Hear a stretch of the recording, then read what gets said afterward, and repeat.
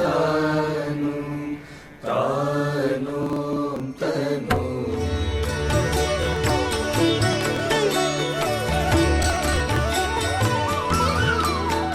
నమస్తే, welcome to rise and shine.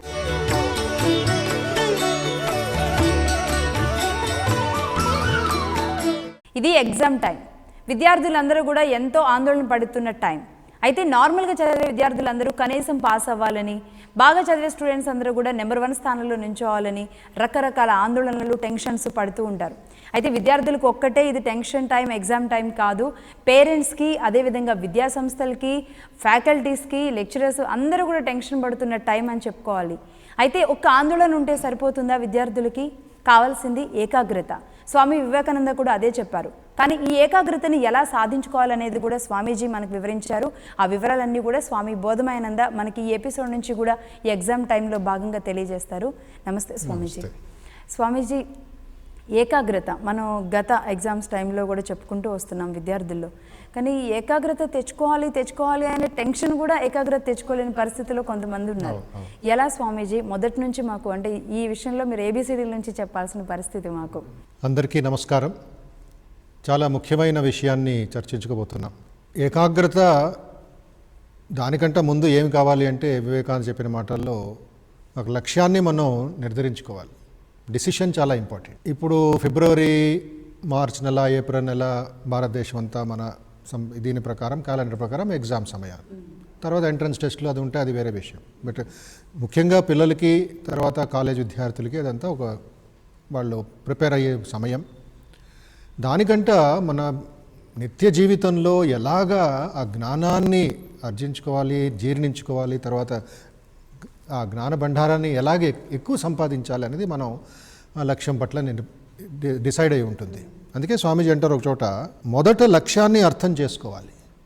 ఏమిటి నేను ఈ చదువు ద్వారా, ఈ రాత ద్వారా, ఈ ఎగ్జామ్ ద్వారా నేను ఏమి సాధించాలనుకుంటున్నాను?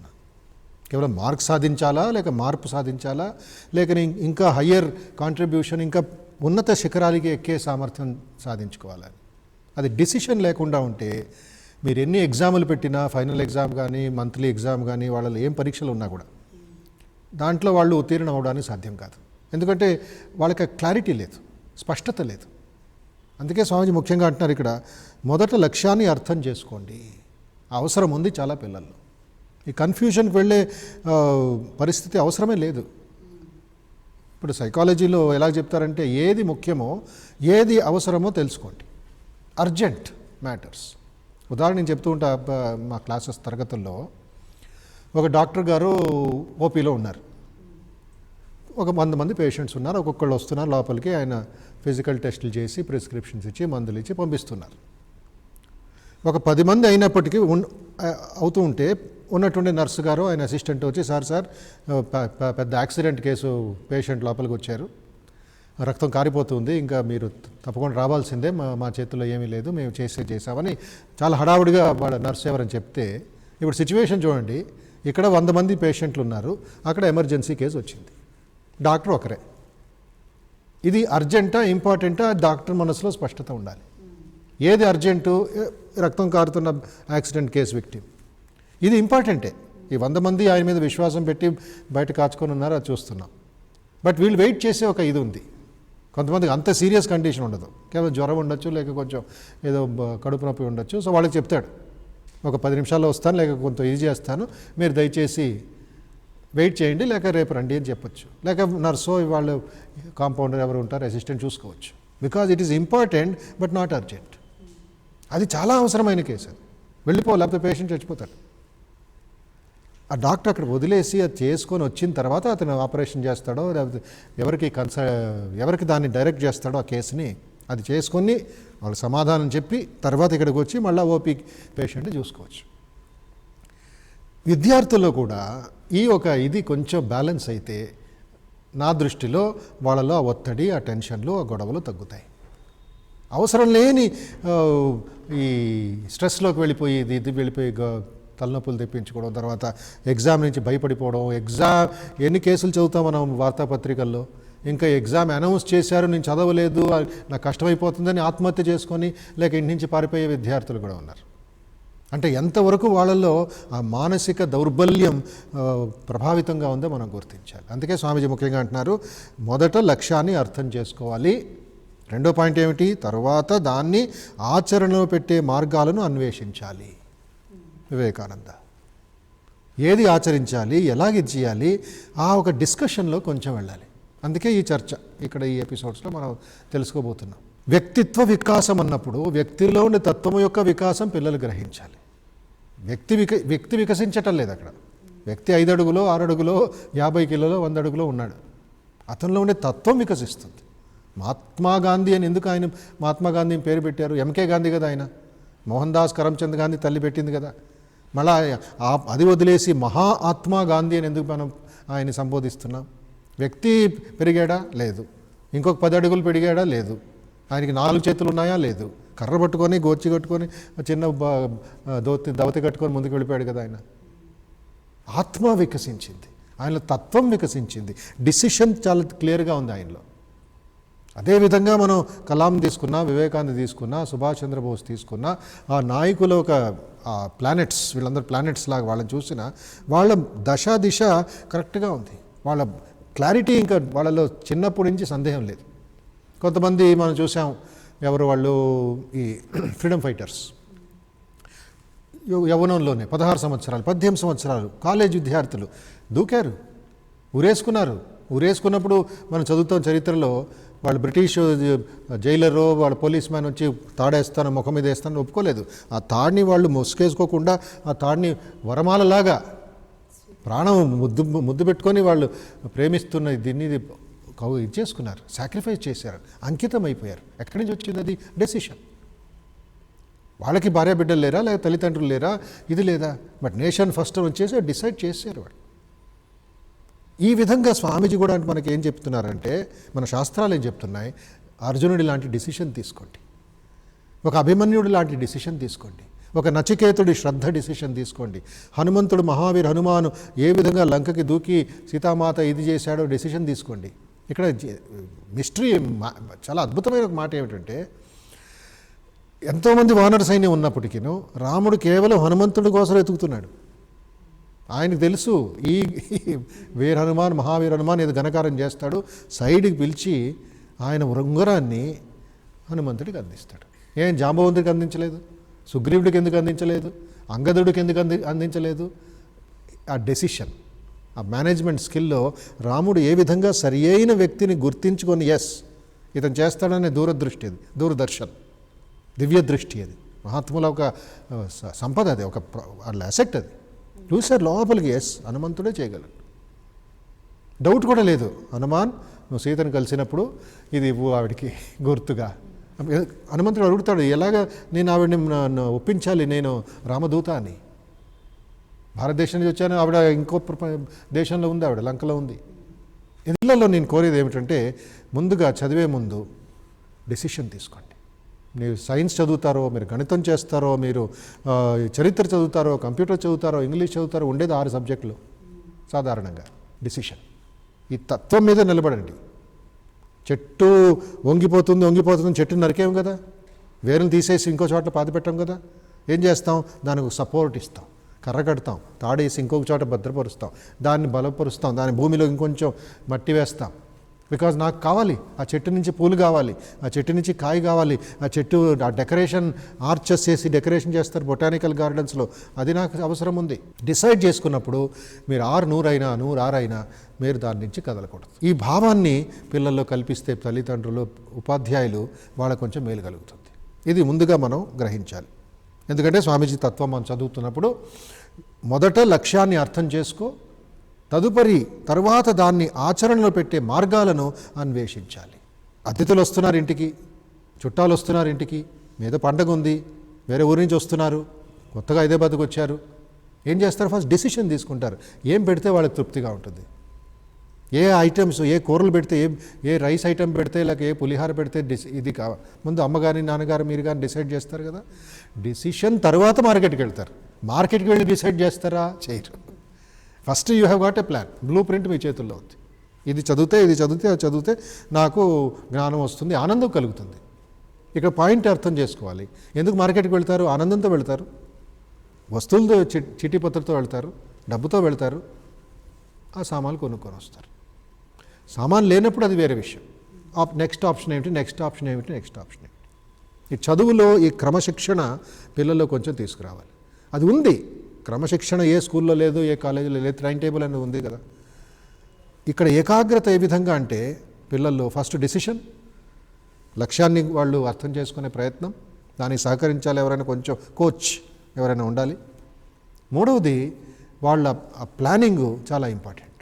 అందుకే స్వామీజీ అన్నారు, ఆ ప్రణాళిక ఏమిటో నేర్చుకో, ఆర్జించుకో, ప్రశ్నించుకో. అందుకే పెద్దవాళ్ళ దగ్గరికి వెళ్ళి నమస్తుభ్యం చెప్పి, శ్రీ గురుభ్యో నమః అని చెప్పి, తర్వాత పరిప్రశ్నేన సేవయా అంటారు శ్రీకృష్ణుడు భగవద్గీతలో.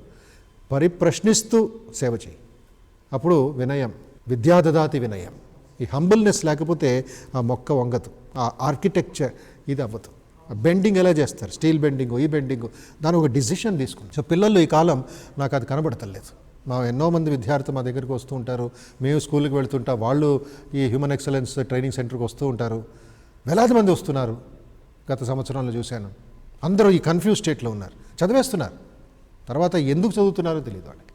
నీ లక్ష్యం ఏమిటయ్యా, పతానయ్య అంటాడు. తెలీదు అంటాడు. ఎందుకు చదువుతున్నావయ్యా, పతానయ్య అంటాడు. నీ అడ్రస్ ఏమిటయ్యా, అడ్రస్సే లేదంటాడు. అంటే మనసులో ఎక్కడ భ్రాంతిలో ఉన్నారు. బట్ అందరూ స్కూల్కి వెళ్తున్నారు, అందరూ ఆడుతున్నారు, పాడుతున్నారు. ఎలాగంటే ఒకడు హైదరాబాద్ ఎక్కాడంట, గుర్రం ఎక్కాడంట. ఇంకా స్టార్ట్ చేయించారు గుర్రంని బంధువులు. ఆ గుర్రం పరిగెడుతుంది పరిగెడుతుంది పరిగెడుతుంది, కరీంనగర్కో ఆ డైరెక్షన్లో వెళుతుంది అనుకుందాం. అలిసిపోయింది గుర్రం, స్పీడ్ స్లో అయిపోయింది. ఈడు అలిసిపోయాడు, ఎంతసేపు కూర్చుంటాడు. ఒక హోటల్ దగ్గర ఆగారు.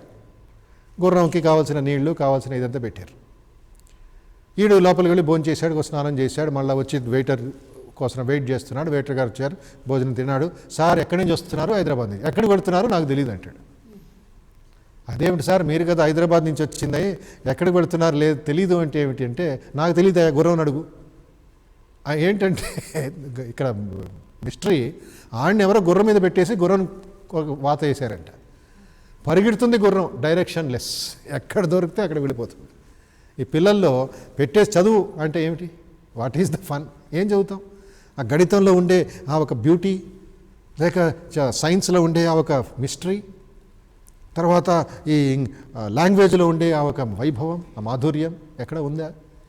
ఈ బోధనకి టైం లేదు పాపం వాళ్ళకి. ఈ సెన్సిటివిటీ చదవాలి అంటే వాళ్ళకి సెన్సిటివిటీ కావాలి.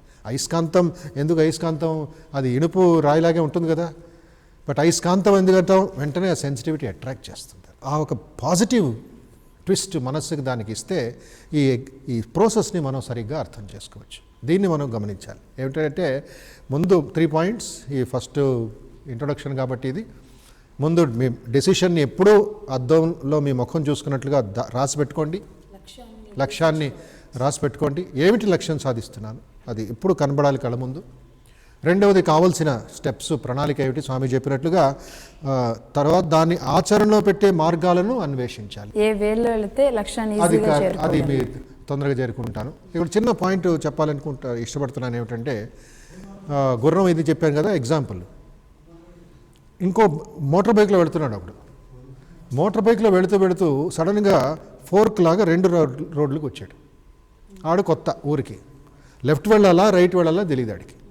వెయిట్ చేస్తున్నాడు ఎవరైనా వస్తారేమో అని.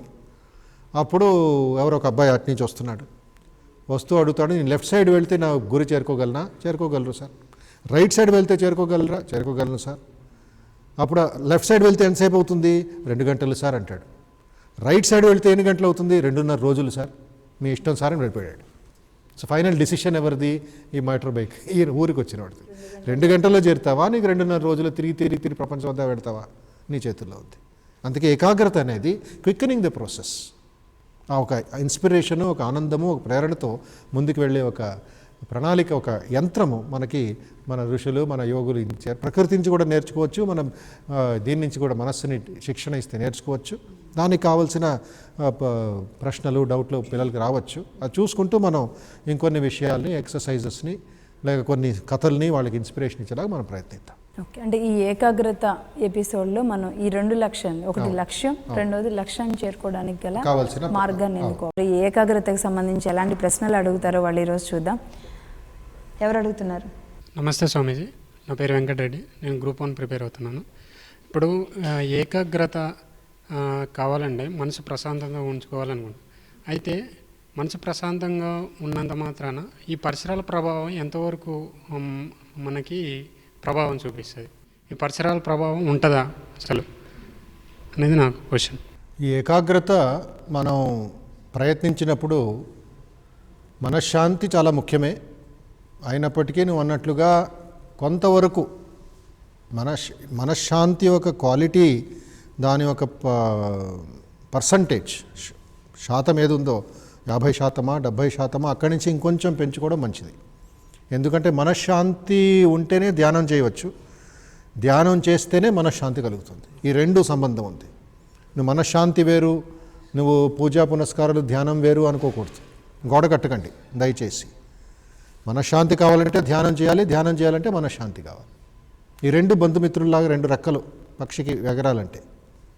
అంటే ఎక్కడ ఇప్పుడు అర్థం చేసుకో, నీ పరిసరాలకు వచ్చినప్పటికీ పరిసరాల్లో ఎలాగుంటుంది? నువ్వు గదిలో ధ్యానం చేస్తావు, లేక ఒక యోగా సెంటర్కి వెళతావు, లేక నువ్వు మఠంలో దేవాలయానికి వస్తావు, ఇలాగ అది ఒక పరిసరం క్రియేట్ చేశాం, దేవాలయం అనేది. మార్కెట్కి వెళతావు, నువ్వు బంధుమిత్రులు తిరుగుతావు, నీ కోచింగ్కి వెళుతున్నావు, ఇంటికి వెళతావు, మళ్ళీ ట్రాఫిక్ జాములు, సినిమాలు, బయట గొడవ కూడా ఉంది కదా. అక్కడ మనశ్శాంతి ఎలా డెవలప్ చేసుకుంటావు? అక్కడ నీ అవేర్నెస్ చాలా ఇంపార్టెంట్. వివేకానంద స్వామి ఒకసారి ఆయన ఇంటిలో ఉన్నప్పుడు, ఇంకా నరేంద్రుడు BA first year second year చదువుతున్నాడు అనమాట. వాళ్ళ ఇంటి దగ్గర ఒక పెద్ద మిల్లు ఉండింది, జూట్ మిల్. ఆ మిల్లు 6 గంటలకు ఒక్కొక్కసారి సైరన్ వేస్తున్నారు.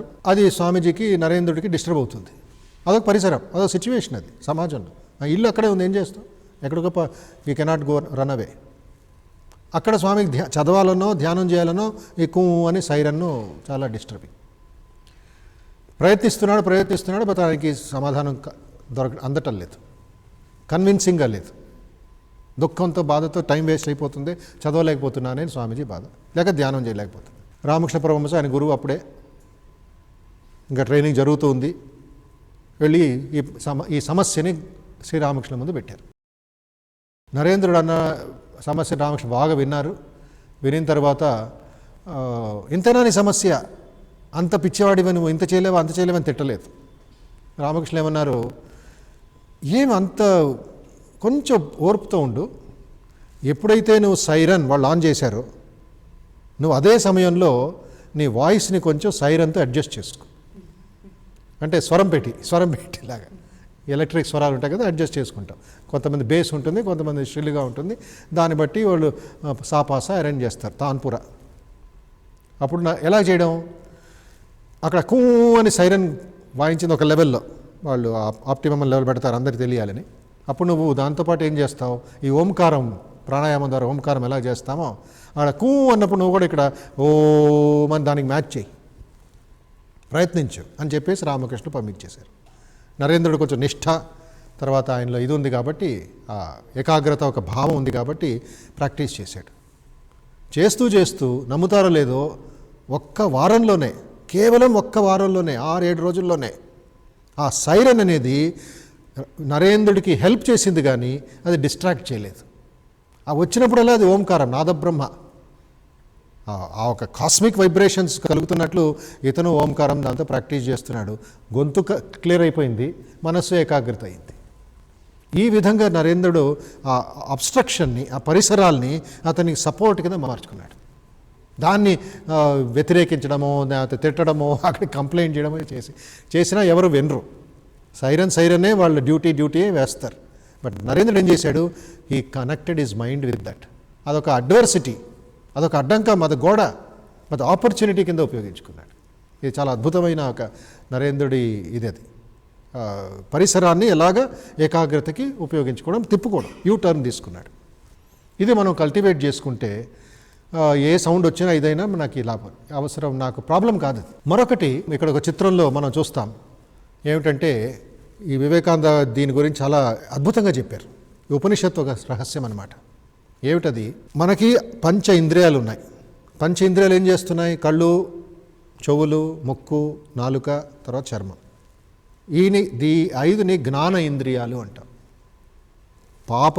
సమయం నుండి, పుట్టిన సమయం నుండి పెద్దవాడి వరకు దీని ద్వారా మనం బతుకుతున్నాం, జ్ఞానాన్ని సంపాదిస్తున్నాం, జ్ఞాన ఇంద్రియ. సో పరిసరాలని ఇచ్చేసుకునేటప్పుడు డెసిషన్, ఎందుకే మన చర్చ ఇంట్రొడక్షన్ చెప్పాను, ఆ డెసిషన్ తీసుకుపోతే బ్రహ్మదేవుడు కూడా వచ్చి ఎవరిని ఎన్నిచే, పార్లమెంట్లో చట్టం ఉన్నా ఏమీ లాభం లేదు, ఎందుకంటే నీ డెసిషన్ బాగాలేదు అక్కడ. సో పరిసరాలు అలాగే ఉంటాయి, అది పక్కన ఉన్నియండి.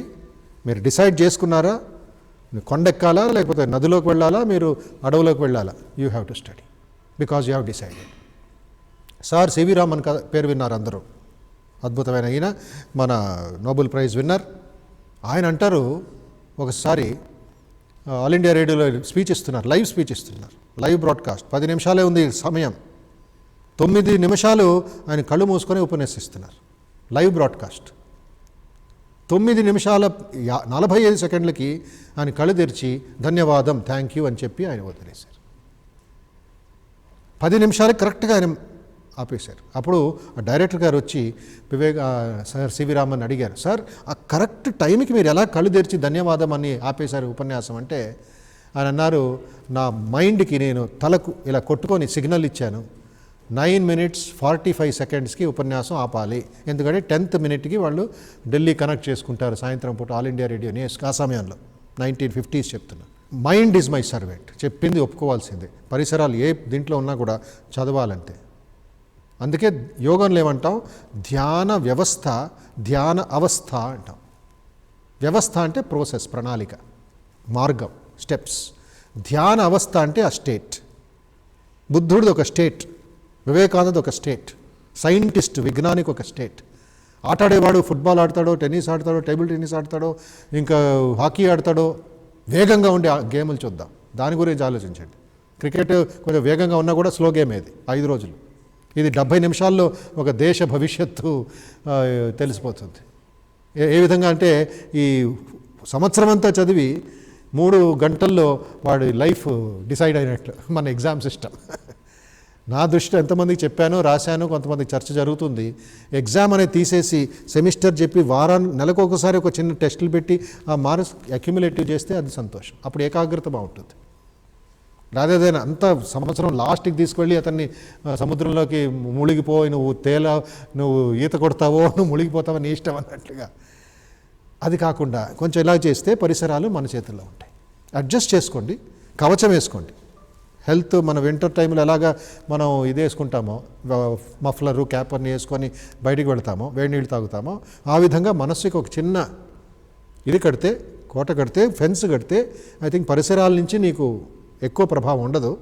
ఉన్నప్పటికీ కొంచెం దానిని ధైర్యం వస్తుంది, కాన్ఫిడెన్స్ వస్తుంది. అప్పుడు నువ్వు చదువుకునే సమయం, గంట సేపు చదువుతావో 2 గంటల సేపు చదువుతావో, వాల్యూ ఇంపార్టెంట్. మీరు చదివే సమయం ఇంపార్టెంట్ కాదు, ఎంతసేపు. 5 నిమిషాలంటే ఎన్ని సెకండ్లు? 300 సెకండ్లు, అంతే కదా. ఒక్కొక్క నిమిషానికి 60 సెకండ్లు, 5 × 60 300 సెకండ్లు. సో 5 నిమిషాలు చదువుతావో, నువ్వు 50 నిమిషాలు చదువుతావో, 5 నిమిషాల్లో 300 సెకండ్లు ఉపయోగిస్తే అద్భుతం. 50 నిమిషాలు చదివి 5 నిమిషాలు ఉపయోగిస్తావో వేస్ట్. అది గుర్తుపెట్టుకోండి. ఆ ఒక డిసిప్లిన్ ఇది తీసుకుంటే, మీరు అబీడ్స్ మార్కెట్లో ఉన్నా, మీరు ఒక అడవిలో ఉన్నా ఒకటే. ఎందుకంటే మనస్సు ప్రొటెక్ట్ అయ్యి ఉంది, మీ చదువు మీద ఆనందం ఉంది, ఆకర్షణ ఉంది. అప్పుడు ఎవరు మిమ్మల్ని తిట్టరు, గొడవలు ఉండవు. మీకు కూడా ఆనందంగా చదివి హాయిగా మీరు లైఫ్ని లీడ్ చేయొచ్చు. ఈ విధంగా ఆలోచించండి. థ్యాంక్ యూ వెరీ మచ్ స్వామీజీ. ఏకాగ్రత గురించి చాలా చక్కగా సాగింది. ఇలానే ఎంతోమందిలో ఇది స్ఫూర్తి తీసుకురావాలి, ఎగ్జామ్ టైం కాబట్టి అని ఆశిద్దాం. Thank you very much Swamiji once again. ఇక ఇవాళ ఎపిసోడ్ ముగించే ముందు స్వామి వివేకానంద కొటేషన్ ఒకసారి చూద్దాం. పట్టు వదలకుండా చేసే ప్రయత్నాలు విజయాన్ని చేకూరుస్తాయి, కానీ ఒక్క రోజులో దాన్ని సాధించలేం. ఇది ఇవాళ రైజ్ అండ్ షైన్. నెక్స్ట్ ఎపిసోడ్లో మళ్ళీ కలుద్దాం. నమస్తే.